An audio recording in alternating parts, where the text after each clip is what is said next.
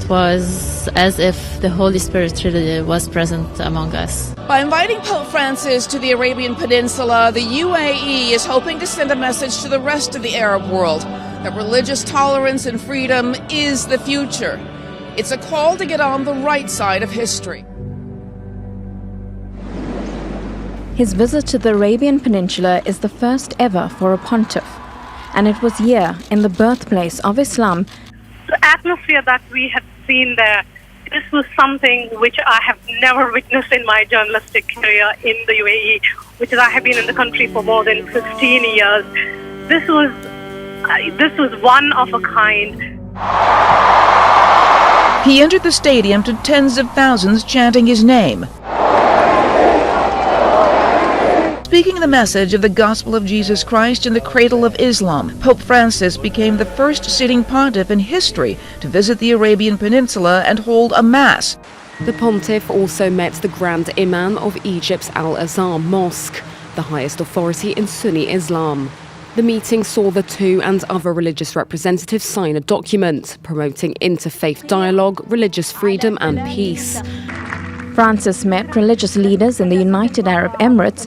They included Sunni Muslim leader Sheikh Ahmed Al-Tayeb. They looked at how they can foster peace between their faiths. This message is for the Muslims in the East. You must embrace your Christian brothers. They are partners in our nation and our siblings, whom the Holy Quran deems as close fellows. How important would you say the developments we're hearing about coming out of Abu Dhabi are on this trip? This is very significant, given both visually and substantially. I think the Pope Francis has lived up to his reputation of very clearly articulating that there is no other alternative to peace, and he has made that abundantly clear. A historic event. For the first time ever, a Catholic Pope delivers Mass on the Arabian Peninsula. More than 130,000 people gathered inside and out the Zayed Sports City Stadium in the United Arab Emirates. He has a special charisma, which appeals to each one of us. Everybody is actually mesmerized by his appeal for peace and tolerance.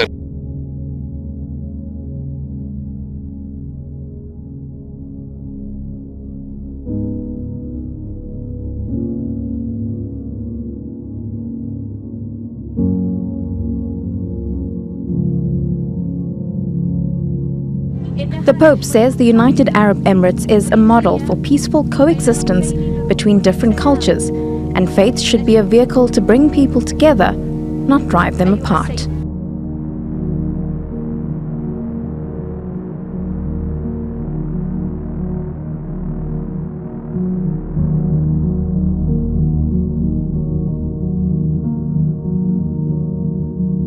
It is the first time that a pope has ever visited the Muslim-majority kingdom. Guards on horseback escorted Francis to the Crown Prince of Abu Dhabi's palace, while military aircraft flew over, trailing yellow and white smoke, the colors of the Holy See flag. The idea of the Pope visiting the Arabian Peninsula, the birthplace of Islam, was unthinkable a few years ago. Pope Francis was invited by Abu Dhabi's rulers. Local parish priest Reinhold Zahner says the pontiff wants to foster tolerance and promote a moderate brand of Islam. It's definitely a signal that he wants to build bridges. He wants to say, look, Islam is changing, it can change, and it also wants to change.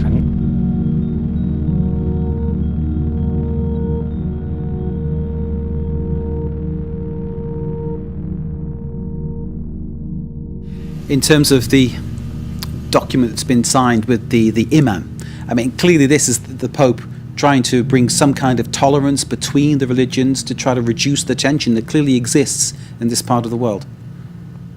Absolutely, and I think it's very important to keep in mind that since becoming a pope, he has made several international visits, but out of that, 13 visits have been to Muslim majority world, and he has made interfaith and interreligious dialogue his top priority.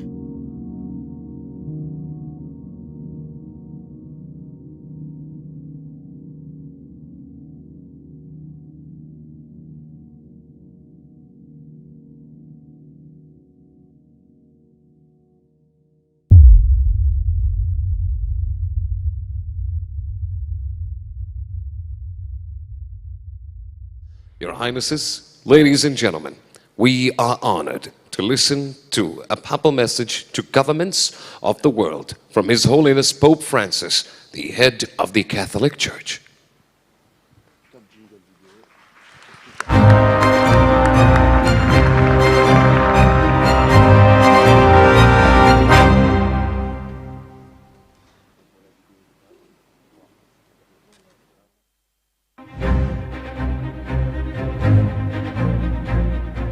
Cari amici, Assalamu alaikum.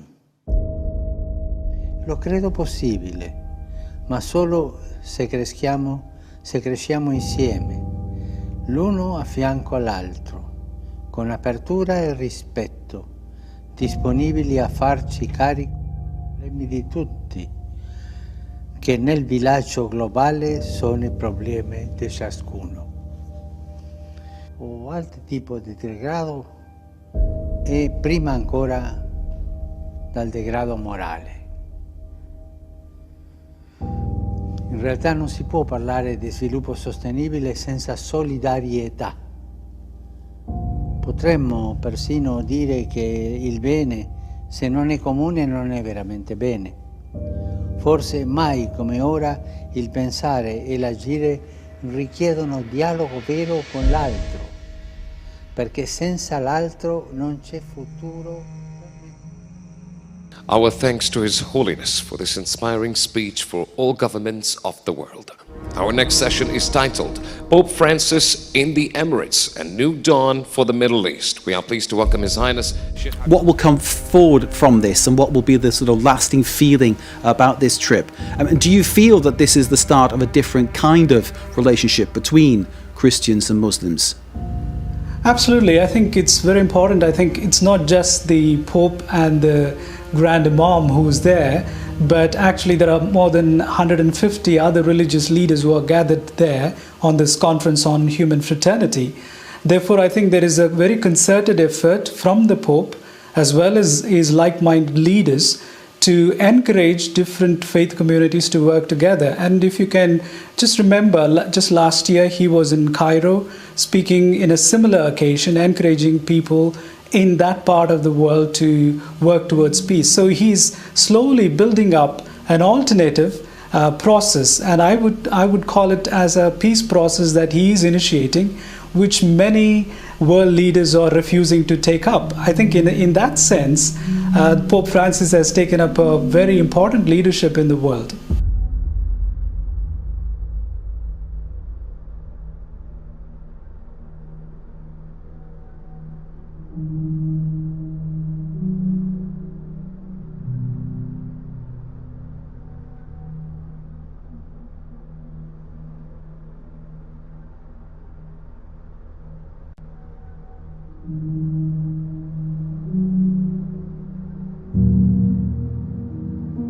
Within hours of Pope Benedict announcing that he was to resign, take a look at this. Lightning struck St. Peter's Basilica. You can see it again now in slow motion. If the last 600 years have taught us anything, it is that popes don't quit. There is no League of Retired Pontiffs, no Holy Father rest home. It is a job for life, or at least it was, until this morning, when over 1 billion Catholics did a collective double-take at the news that Benedict XVI had just given his 2 weeks' notice in Latin. So why now? What does it mean for the Church, and who could possibly replace him? It seemed an ordinary rainy Monday in the Vatican, except maybe for that lightning bolt striking St. Peter. What is it about the man himself, Pope Francis? Many people talk about his humility, his different way of being a pope. Previous popes have been, well, for want of a better word, grandiose, I suppose. People talk about this man being more humble, more normal, an ordinary guy. Is that something that you think that plays well into his narrative when he meets these people, when he's trying to sort of put forward what he thinks should be the way of going forward? Absolutely. I think he's a people's pope in a sense.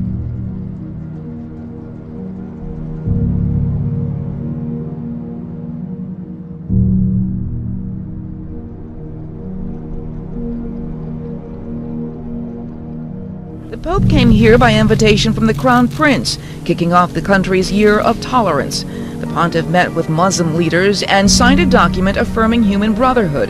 He also toured Abu Dhabi's Grand Mosque.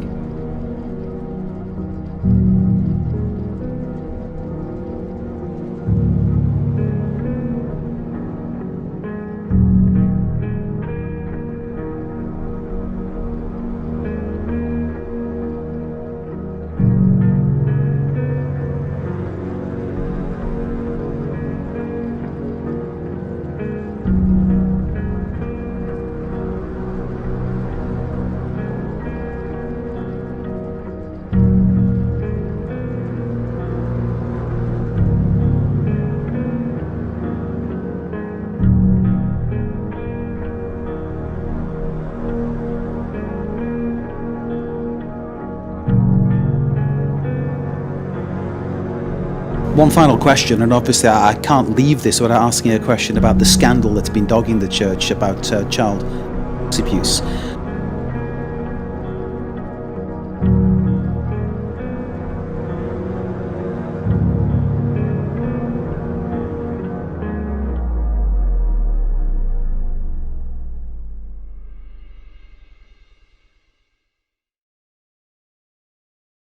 And talked about this real culture of silence, this fear of retaliation. Nuns would not report this abuse because they were afraid of being silenced or of some sort of retaliation. Now, this is an issue that has been widely reported in the past. This is stretches back for quite some time in some cases, but to have it published just the other day in this magazine is quite a big deal. A new chapter in the crisis in the Catholic Church. Tonight, Pope Francis acknowledged the Church is dealing with a problem. I've seen cover-up, I have seen victim shaming, and frankly, just an avoidance of something that has the potential to do unrepairable damage to the organization. Marjorie Clifton specializes in corporate communications. She was also raised in the Catholic Church. The things that they're asking for are really changes in policy and in order to protect others within the organization. And that's why the victims refuse to be silenced, speaking out, they say, for what's right.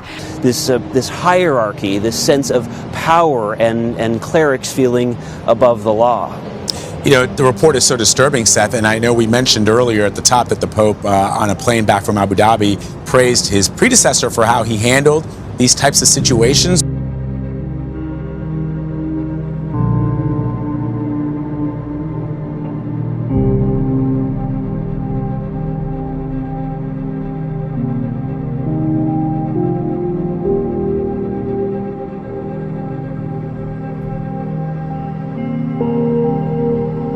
Pope Francis made the revelation about the abuse by clerics to the reporters on board of his plane yesterday, heading back to the Vatican for the United Arab Emirates. I think is enormously significant.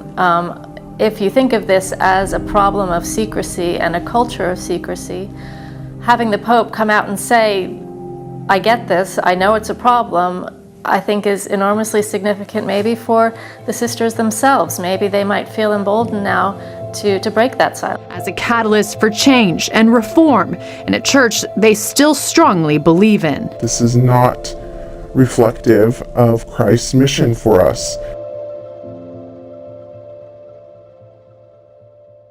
One of the things as we talk about the beast of being a world leader, we can often overlook the fact that it also tells us, as we just read, that he is going to be a religious leader. That is a key influencer on the formation of a universal, one-world religious system. But it's really also a religious system, and I make that subtle distinction between spiritual and religious because religion is something that a person can follow without being spiritual at all. In fact, this system is really a man-made system, and it's a human-centric system that's focused upon people doing good things as the world would define them. In fact, when Paul spoke about this in 2 Thessalonians in the 2nd chapter, he gave us this description. He says, don't let anyone deceive you in any way, which is the first hint that there's going to be a lot of deception going on here. People are going to believe something to be a certain way, and it's not really true. That's what deception means. Revelation 17 gives further information describing this false religious system, where he says that he saw a great prostitute, which we feel is basically the false church, who sits on many waters. That it means literally many nations, as it's defined later. With her, the kings of the earth committed adultery, and the inhabitants of the earth were intoxicated with the wine of her adulteries. And then the angel carried me away in the spirit into a desert, and there I saw a woman sitting on a scarlet beast that was covered with blasphemous names and had 7 heads and 10 horns.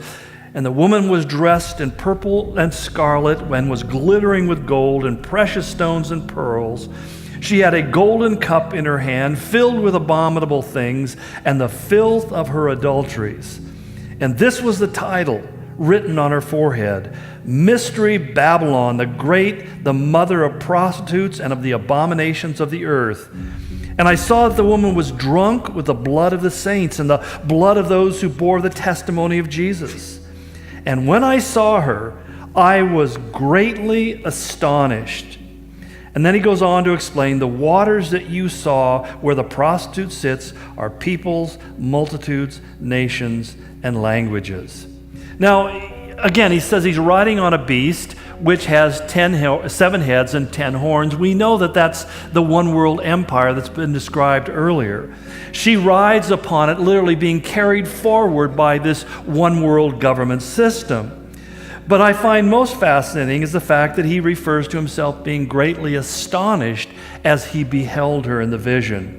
You see, the term harlot is a frequently used biblical metaphor for false religion.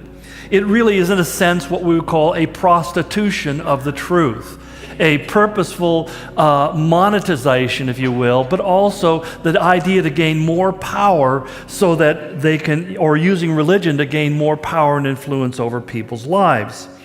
In chapter 17, again, as we just read, there are several identifiers that say that this organization or entity is unique from any others that have gone before.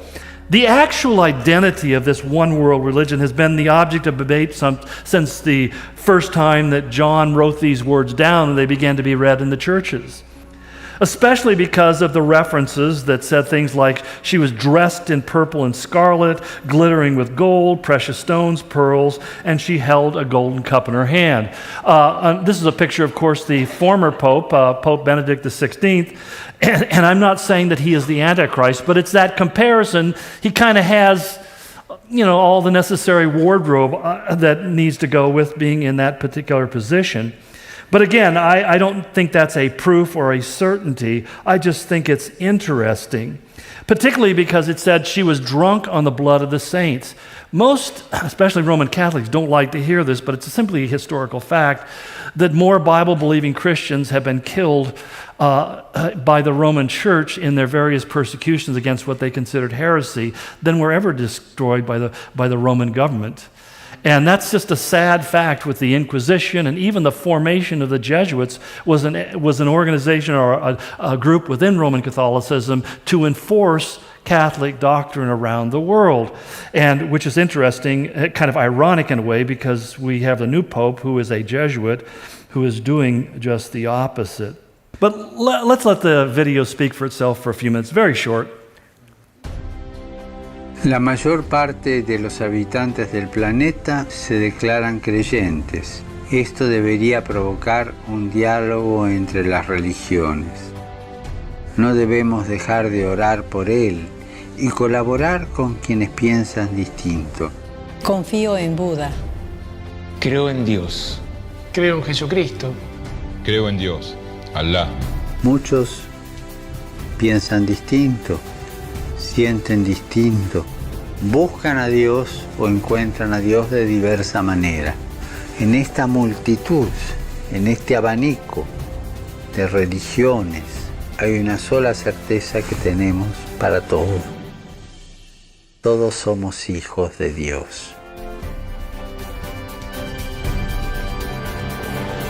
Creo en el amor.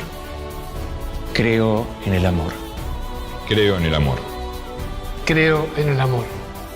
Confío en vos para difundir mi petición de este mes. Que el diálogo sincero entre hombres y mujeres de diversas religiones conlleve frutos de paz y justicia. Confío en tu oración.